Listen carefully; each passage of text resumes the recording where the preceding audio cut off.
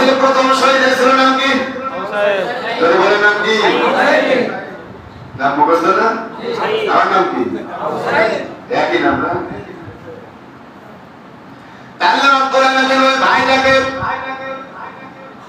তামাম পৃথিবীর লোক বলছে ভাষার জন্য, দেশের জন্য, জীবনের জন্য, অস্তিত্বের জন্য, নিজের সম্পদ রক্ষা করার জন্য যারা জীবন দেয় তারা শাহাদাতের মৃত্যুতে রূপান্তরিত হয়।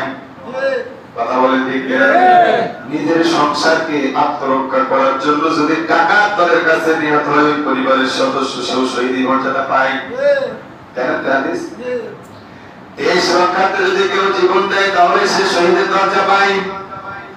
এই যে একটা যুদ্ধ চলে গেল, এটা তার অস্তিত্ব এবং তার স্বাধীনতার সার্বভৌমত্বকে রক্ষা করার জন্য একটি সংগ্রাম ছিল। কথা বলে ঠিক?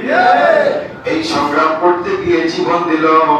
একদল লোক উঠে পড়ে দেখেছে যে ওকে শহীদ বলা যাবে না, যারাই তাকে শহীদ বলা যাবে না বলে ফতোয়া দিয়ে বেড়াচ্ছে, তোমাদেরকে আমরা কিন্তু ভালোভাবে চিনি। বাংলাদেশের কোন সংগ্রামের সময় কোন প্রথম লাইনে তাদের পাওয়া যায় না, হাত বুকে না মাথায়, সব বাতাসে আমি আসতে না চলে কোন বিষয়ে কোন জায়গায় এই সব ফতোয়া তোমরা মানামানি করো। আমরা যদি আমার পুনরায় ঘুরে দাঁড়াই তোমাদের কিন্তু কানের পট্টি ফাটিয়ে ছেড়ে দেবো। কথা বলেন?